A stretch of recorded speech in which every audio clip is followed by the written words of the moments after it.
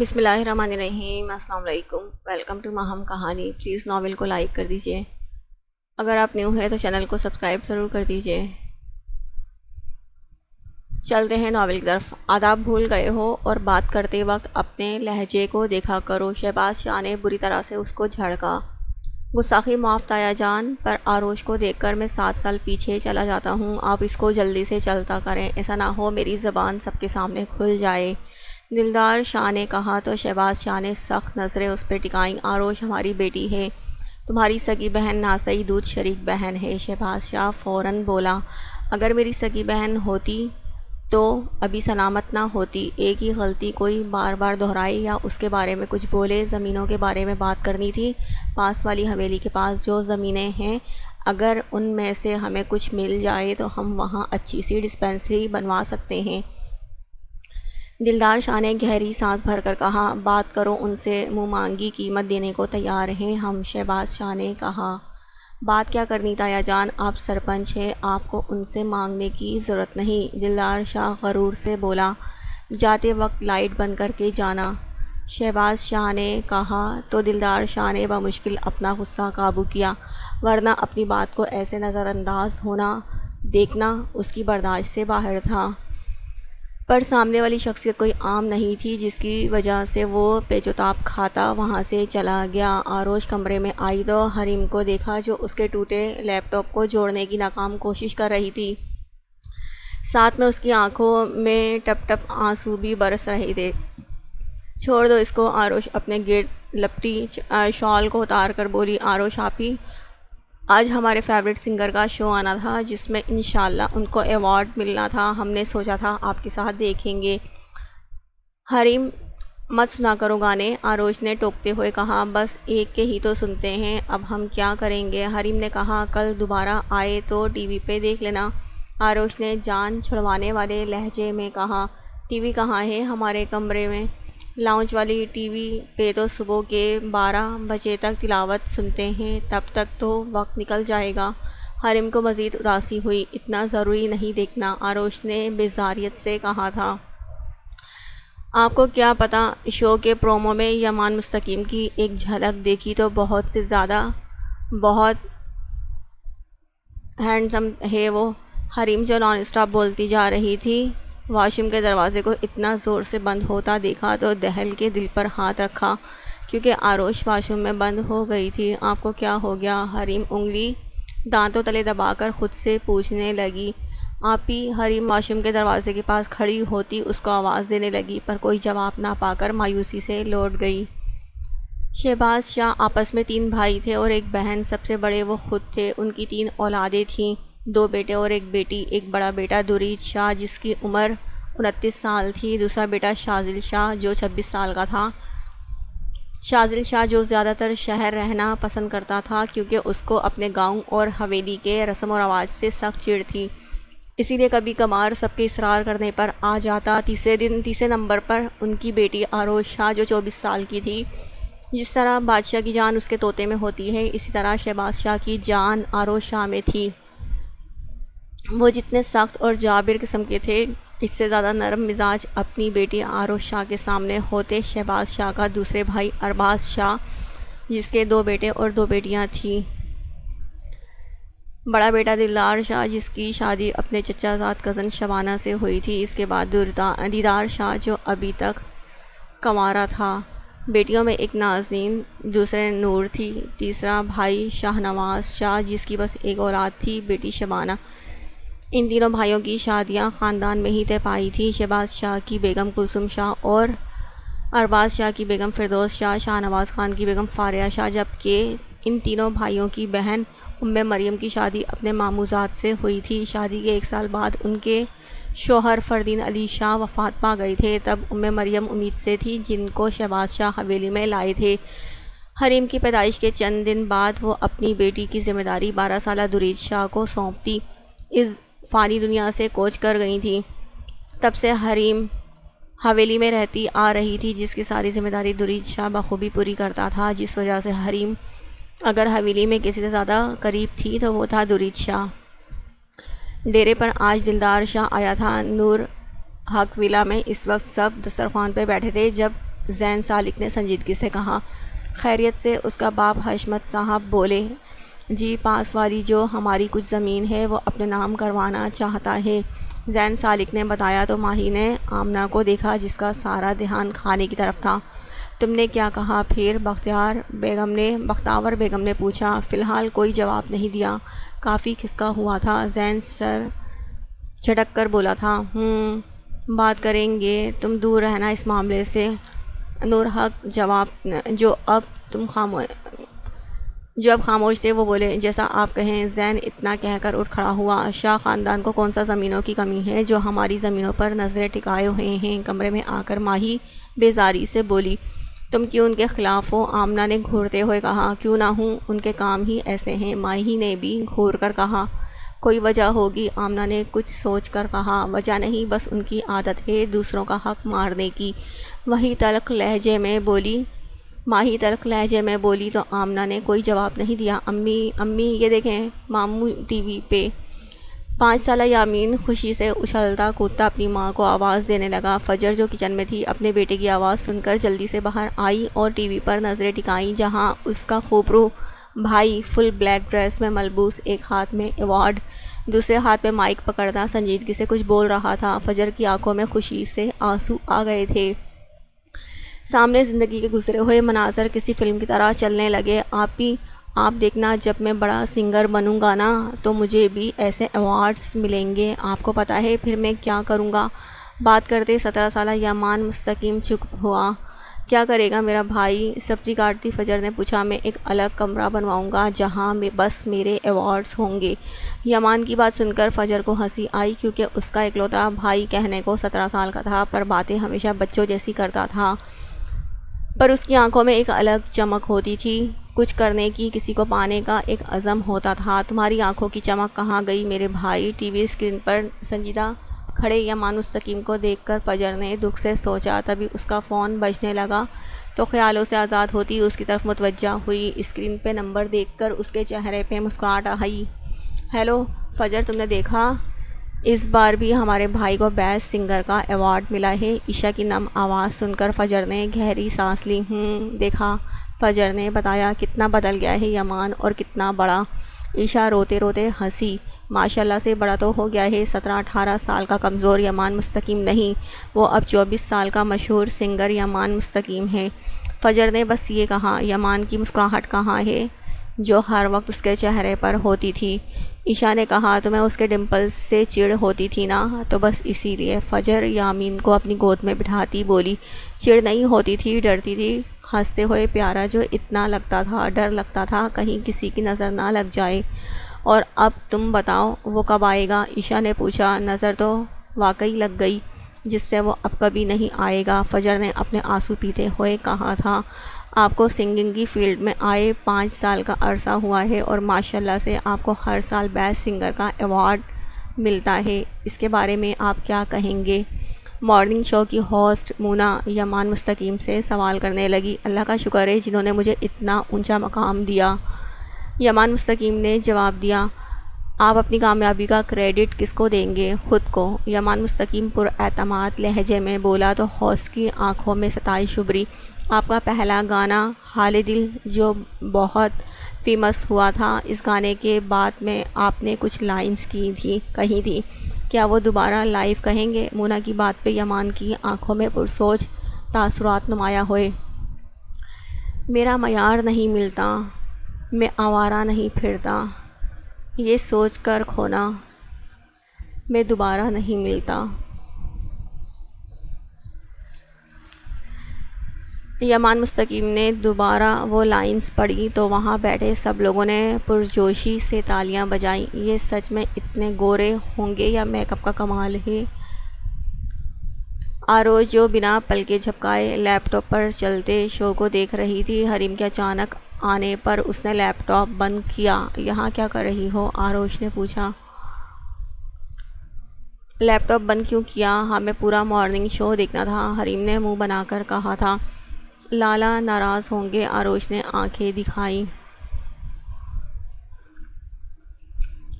وہ ہم سے ناراض نہیں ہوتے اور ان کی اجازت ہے، میں ان کی چیزیں استعمال کر سکتی ہوں، حریم فخریہ لہجے میں کہتی۔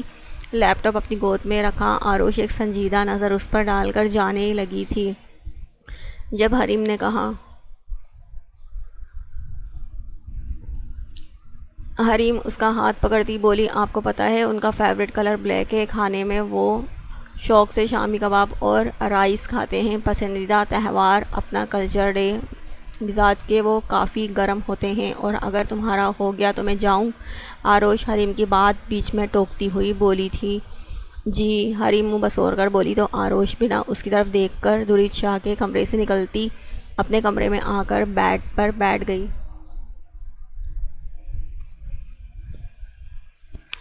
ریڈ کلر میرا پسندیدہ کلر ہے، کھانے میں تو سب صبر کر کے کھا لیتا ہوں، پر بریانی موسٹ فیوریٹ ہے۔ اگر تہوار کی بات کی جائے تو وہ عید ہے، اور ایک حیرت انگیز بات بتاؤں، مجھے کبھی غصہ نہیں آتا۔ آپ کو مجھ سے مل کر اندازہ ہو گیا ہوگا میں کتنا خوش مزاج ہوں۔ آروش سر جھٹک کر گہری سانس لیتی اپنا سر بیک گراؤنڈ سے ٹکا گئی تھی۔ سر، انکل دلاور خان آپ سے ملنا چاہتے ہیں۔ مسز خان بھی آپ کو یاد کر رہی تھی۔ یمان شو سے فارغ ہوتا ابھی بیٹھا ہی تھا جب اس کا سیکرٹری ارمان اس سے بولا، ان سے کہنا کل میں گھر آ جاؤں گا۔ یمان نے کہا تو اس نے سر کو جنبش دی۔ سنو، ارمان جانے والا تھا جب یمان نے آواز دی۔ جی سر۔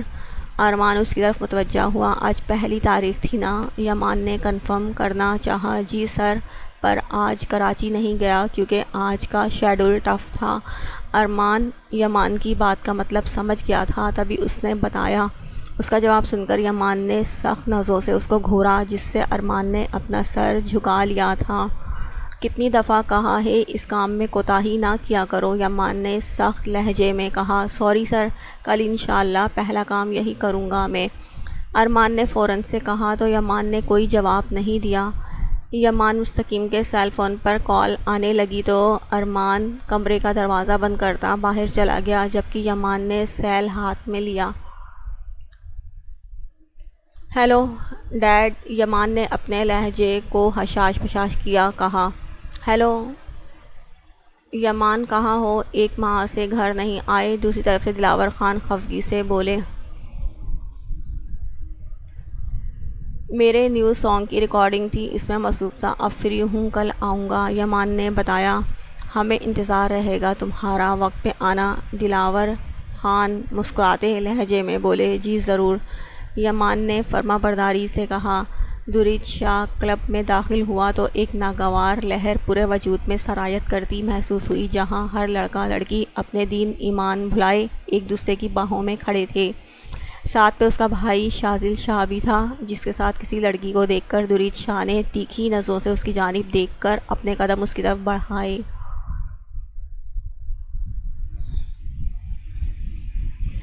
شازل شاہ جو اپنی نئی گرل فرینڈ کے ساتھ ڈانس کرنے میں مگن تھا، کندھے پر کسی کا بھاری ہاتھ محسوس کر کے بیزاری سے پلٹا، نظر جیسے ہی درید شاہ پر پڑی تو مسکرا پڑا تھا۔ لالا آپ، شازل پرجوش سا اس کے گلے لگنے والا تھا، پر اس کے منہ سے آتی شراب کی بو محسوس کر کے درید شاہ نے اپنا چہرہ دوسری طرف کر کے اس کو خود سے دور کیا۔ شازل شاہ کے ساتھ جو لڑکی کھڑی تھی وہ پرشوق نظروں سے درید شاہ کو دیکھنے لگی تھی، جو براؤن کلر کے شلوار قمیض پہنے کندھوں پر گرم شال ٹکائے سخت نظروں سے شازل کو دیکھ رہا تھا۔ باہر چلو، درید شاہ نے کرخت لہجے میں کہا۔ کلب میں تیز میوزک ہونے کی وجہ سے اس کی آواز شازل شاہ کے کانوں میں نہیں پڑی۔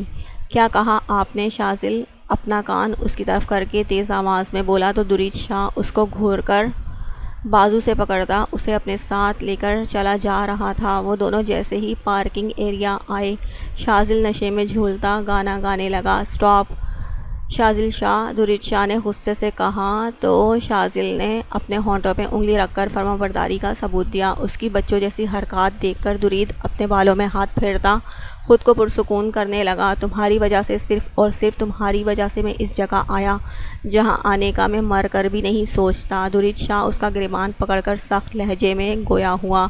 پھر تو آپ کو میرا شکر گزار ہونا چاہیے، میری بدولت آپ نے ایک ساتھ اتنی حسیناؤں کا درشن کیا۔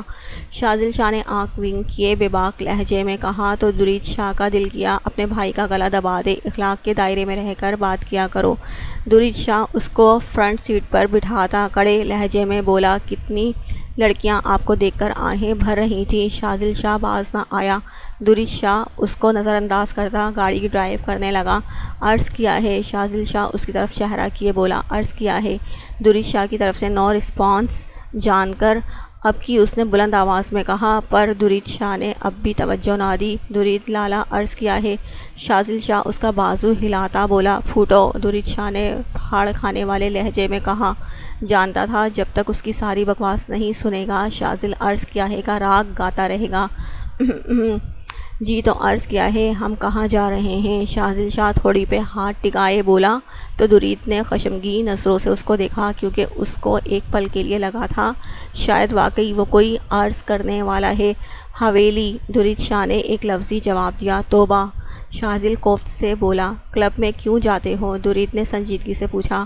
میرا بریک اپ ہو گیا تھا، بس سوگ منانے گیا تھا، شاذل شاہ نے بڑی معصومیت سے جواب دیا۔ بڑا گرم جوشی سے سوگ منایا جا رہا تھا، درید شاہ نے میٹھا طنز کیا۔ اور نہیں تو کیا، شاذل شاہ مزے سے بولا۔ سید گھرانے سے تعلق ہے تمہارا، کیوں گھر کی عزت خراب کرنے پر تلے ہو؟ درید شاہ نے اس کو شرم دلانی چاہی۔ جانتا ہوں لالا، ان سے دوستی میری ایک حد تک ہوتی ہے، شاذل شاہ نے اپنی طرف سے صفائی پیش کی۔ ایک حد تک کا نظارہ میں دیکھ چکا ہوں۔ شراب حرام ہے، یہ بات کیوں بھول جاتے ہو تم؟ درید شاہ کا غصہ کم ہونے کو نہیں آ رہا تھا۔ تو آپ کو یہ بات معلوم ہونی چاہیے، سید گھرانے کا مرد ہر گناہ کر سکتا ہے، گھٹیا ہو سکتا ہے، پر ایک زانی نہیں ہو سکتا۔ شاذل پہلی بار سنجیدہ ہوا تھا۔ واقعی جہاں اس کی بات سن کر درید شاہ پرسکون ہوا تھا، وہیں کنفرم کرنے کے خاطر پوچھا۔ جی، کیونکہ میں ایک بہن کا بھائی ہوں۔ ایسا گھٹیا حرکت کا خیال آنے سے پہلے میرے سامنے آروش کا عکس آتا ہے، اور آپ جانتے ہیں آروش کہتی ہے زنا ایک قرض ہے، اور کوئی بھائی یہ نہیں چاہے گا اس کا قرض اس کی بہن یا بیٹی اتارے۔ شاذل شاہ اپنی بات کہتا چہرہ کھڑکی کے سامنے کر گیا۔ ڈرائیونگ کرتے درید شاہ نے محبت سے شاذل شاہ کو دیکھا۔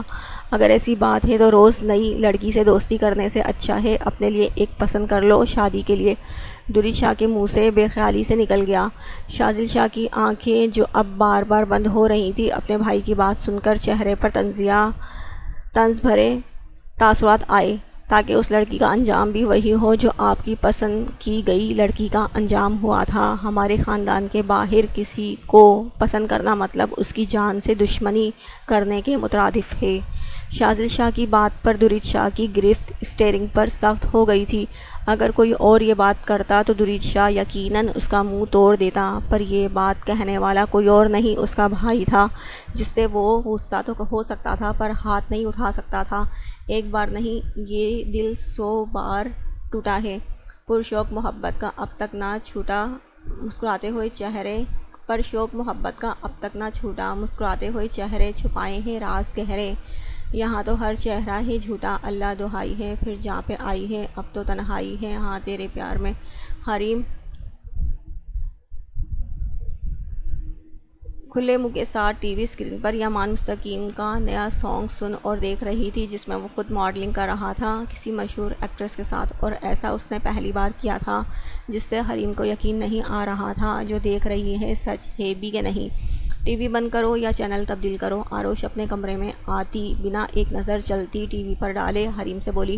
آپ یہ دیکھیں، یہ کتنا پیارا کپل لگ رہا ہے، ان کا ایکٹریس کی تو موجیں ہیں جو یمان مستقیم کے ساتھ ہیں۔ حریم اپنی دھن میں بولی۔ آروش چونک گئی تھی، اس کی نظر بے ساختہ ٹی وی پہ گئی، جہاں پاکستان کی مشہور ایکٹریس سونیا سہیل یمان مستقیم کی باہوں میں تھی۔ آروشہ نے سختی سے اپنے ہونٹوں کو بھینچا۔ بند کرو یہ واہیات مناظر، آروش غصے میں آتی حریم سے ریموٹ چھین کر بولی۔ حریم حیرانگی سے آروش کو دیکھنے لگی، جس کی گوری رنگت پل بھر میں خون چھلکانے کی حد تک سرخ ہو گئی تھی۔ واہیات تو نہیں تھا، اتنی ڈیسنٹ پرفارمنس تھی، یمان مستقیم خود ماڈلنگ کر رہا تھا۔ ہمیں تو وہ بہت پیارا لگا اس لڑکی کے ساتھ، ساری سانگ میں تھیم کلرز کے ڈریسز پہنے ہوئے تھے۔ اور میرے کمرے سے باہر نکلو، اور خبردار جو میرے سامنے اس سنگر کا ذکر کیا تو ہمارے چاچا کا بیٹا نہیں، جو ہر بار تمہاری زبان پہ اس کا ذکر آ جاتا ہے۔ آروش حریم کو بازوؤں سے پکڑتی کمرے سے باہر کھڑا کیے غصے سے بولی۔ حریم کی آنکھوں میں آنسو آ گئے تھے آروش کے اتنے شدت بھرے عمل پر۔ دوسرا یہ ہمیشہ کی طرح آروش نے اس کی پوری بات نہیں سنی تھی، حریم کی خواہش ہوتی تھی کہ کوئی ہو جو اس کی ساری باتیں خاموشی سے سن کر اس پہ تبصرہ کرے۔ وہ چاہتی تھی وہ سارا دن اپنی پسند کے لوگوں کا ذکر کرے، اپنے دل کی باتیں کرے۔ درید شاہ سے کرنے کی کوشش کرتی تو وہ بس ہوں ہاں کرتا، جس سے حریم کا دل خراب ہوتا۔ پھر اس نے آروش سے کرنے کا سوچا، کیونکہ اس کو بچپن سے آروش کی شخصیت اٹریکٹ کرتی تھی۔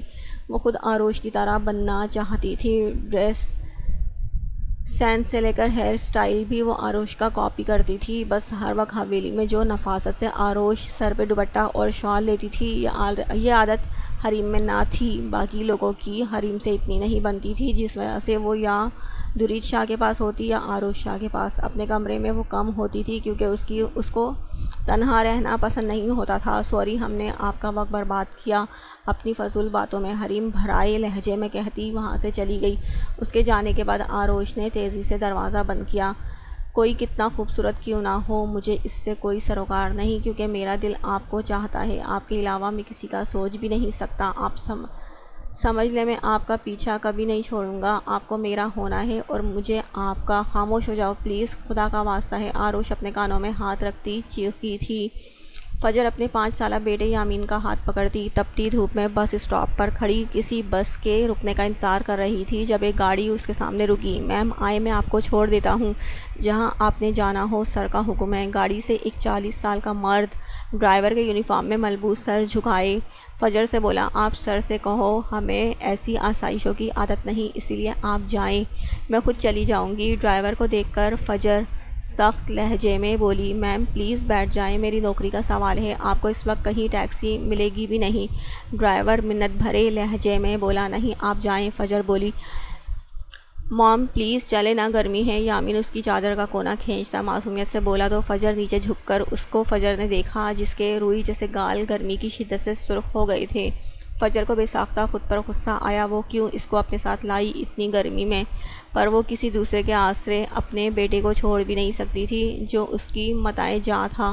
گہری سانس بھرتی وہ ایک فیصلے پر پہنچی، سپر مارکیٹ چلو۔ فجر یامین کو گود میں اٹھاتی گاڑی کی طرف بڑھی۔ ڈرائیور نے جلدی سے آگے بڑھ کر دروازہ کھولا، پھر خود ڈرائیونگ سیٹ کی جانب آیا۔ یامین اشتیاق بھری نظروں سے گاڑی کو چاروں اطراف دیکھ رہا تھا۔ اس کو مسکراتا دیکھ کر فجر کے دل میں بھی سکون اترا۔ پھر اس نے اپنی نظریں کھڑکی کے باہر جما دی۔ جب بھولا بھٹکا واقعہ ذہن میں تازہ ہوا، یمان سامان زیادہ ہے، کچھ شاپرز مجھے دے دو۔ فجر نے یمان کے ہاتھوں سے شاپر لینے چاہے، جو دینے پر راضی نہیں ہو رہا تھا۔ آپ ہی کچھ نہیں ہوتا، بس تھوڑا دور چلنا ہے، پھر رکشہ ٹیکسی مل جائے گی۔ یمان اپنے سر کو ہلاتا پیشانی سے بالوں کو ہٹانے کی کوشش کیے بولا تو فجر نے ہاتھ آگے بڑھا کر اس کے بال پیچھے کیے۔ اتنے ضدی کیوں ہو تم؟ ضدی کہاں، بس کچھ عرصہ، پھر آپ کو یوں گرمی میں خوار ہونے کی ضرورت نہیں پڑے گی۔ ہر کام کے لیے ہر کام کے لیے الگ الگ گاڑی ہوگی آپ کے پاس، بس ایک دفعہ میں سنگر بن جاؤں۔ یمان کی بات پر فجر نفی میں سر ہلانے لگی۔ کہنے کی باتیں ہیں، جب ایسا وقت آئے گا تو تمہیں اپنی بہنیں یا وعدے یاد نہیں ہوں گے، پھر تمہاری شادی ہو جائے گی، بیوی کے آگے پیچھے رہو گے، ہم کہاں ہوں گے، پھر بس اس کو خوش کرنے میں مگن ہوگے۔ فجر ٹیڑھی نظروں سے اس کو دیکھتی بولی، آپ ایسی باتیں نہ کریں، کیونکہ میرے لیے پہلے آپ سب ہیں، پھر کوئی تیسرا۔ آپ دیکھنا، میں اپنے سارے وعدے پورے کروں گا اور آپ سب کو تنگی کی زندگی سے نکالوں گا، پھر ابا کو دکان پر بیٹھنے کی ضرورت بھی نہیں پڑے گی۔ یمان کی سوچ بہت آگے کی تھی، پھر تو ہمارا بھائی بہت مصروف ہو جائے گا، پھر کہاں ہمیں وقت دے گا۔ فجر مصنوعی افسوس سے بولی، ایک دن میں کاموں سے چھٹی کروں گا، پھر ہم سب انجوائے کریں گے۔ یمان نے جلدی سے کہا تو فجر ہنس پڑی۔ میم مارکیٹ آ گئی، ڈرائیور کی آواز پہ وہ ہال میں لوٹی۔ تم نے کسی تیسرے کو ہم پہ فوقیت دی یمان، آپ ہی، وہ میری رگوں میں خون کی مانند دوڑتی ہے، میں کیسے اس سے دستبردار ہو جاؤں جو مجھے اب میرے جینے کی وجہ لگتی ہے۔ مجھے لگتا ہے اگر وہ مجھ سے یا میں ان سے الگ ہو گیا تو میں اگلی سانس نہیں لے پاؤں گا۔ آپ مجھے جان سے مار دیں پر ان کو بھول جانے کے لیے نہ کہیں۔ ایک انجان لڑکی تمہیں ہم سے زیادہ عزیز ہو گئی۔ فجر تلخی سے یمان کی باتوں کو سوچتی یامین کو لے کر گاڑی سے اتری۔ اپنی ضرورت کی چیزیں لینے کے بعد وہ مارکیٹ سے باہر آئی تو ڈرائیور کو کھڑا پایا، پر اب وہ خاموشی سے گاڑی میں بیٹھ گئی۔ گھر واپس آئی تو اپنے گھر کے سامنے 3 بڑی گاڑیوں کو کھڑا پایا اور کچھ لوگ جو اس میں سے سامان نکال کر گھر کے گھر سے دور جا رہے تھے۔ یامین کی نظر فل بلیک کلر کے ڈریس میں ملبوس لڑکے کی طرف گئی تھی۔ وہ بھاگ کر اس کی طرف گیا۔ ارمان انکل اس دفعہ لیٹ کیوں آئے آپ؟ یامین ارمان کی طرف بڑھ کر لاڈ سے بولا، جس پر ارمان نے مسکرا کر باہوں میں بھر کر اس کے سر پر بوسہ دیا۔ وہ کھلکھلا اٹھا، بس میرے یار کام تھا اس وجہ سے۔ ارمان اس کے پھولے ہوئے گال کھینچ کر بولا تو وہ ہنس دیا۔ السلام علیکم۔ فجر کو آتا دیکھا تو اس نے احتراماً سلام کیا۔ وعلیکم السلام۔ فجر نے سنجیدگی سے جواب دے کر اس کی گود سے یامین کو لیا۔ امی مجھے انکل کے ساتھ پارک جانا ہے۔ یامین کی فرمائش پہ فجر نے اس کو گھورا۔ سر کہہ رہے تھے اگر آپ کو کسی چیز کی ضرورت ہو تو بتا دیں۔ ارمان یامین کی طرف دیکھ کر فجر سے بولا، اپنے باس سے کہو ہمیں اس کی ضرورت ہے تو آ جائے، پر یہ سامان بھیج کر ہم پہ احسان نہ کریں۔ فجر سپاٹ لہجے میں بولی، احسان کہاں، وہ تو اپنا فرض پورا کرتے ہیں۔ ارمان جلدی سے یامان کی حمایت میں بولا، اس کی وکالت کرنے آئے ہیں۔ فجر کے سوال پر وہ گڑبڑا سا گیا، پھر نفی میں سر ہلانے لگا، اپنی عنایتیں ہم پہ نہ لوٹائیں۔ فجر سرد لہجے میں بولی تو ارمان نے پہلی بار اس کی طرف دیکھا جس کے چہرے پہ ناراضگی اور غصے کے ملے جلے تاثرات تھے۔ آپ جواب نہیں کریں گی؟ سر نے منع کیا ہے۔ ارمان سر جھکا کر بولا، میں اس کی بڑی بہن ہوں، وہ میرا بڑا بھائی نہیں، اسی لیے اس سے کہنا اپنا روب اپنے پاس رکھے۔ فجر نے سخت لہجے میں اچھے سے باور کروایا تو ارمان بیچارہ خاموش رہا، پھر بات بدل کر بولا، سارا سامان سیٹ ہو گیا ہے، اب ہم چلتے ہیں۔ ارمان یامین کے سر پر پیار دیتا فجر سے بولا، سنو۔ فجر نے اس کو جاتا دیکھا تو کہا، جی سنائے۔ ارمان اس کی طرف رک کر کے بولا، کہاں ہے وہ اب؟ فجر کے لہجے میں بے چینی، فکر مندی صاف محسوس کی جا سکتی تھی۔ 2 ہفتوں سے لاہور میں ہیں، پہلے دبئی گئے ہوئے تھے، اب لاہور میں ہیں، ارمان نے بتایا تو اس نے سر ہلایا۔ ارمان بھی ایک نظر اس پر ڈالتا واپسی کے راستے پر چل دیا۔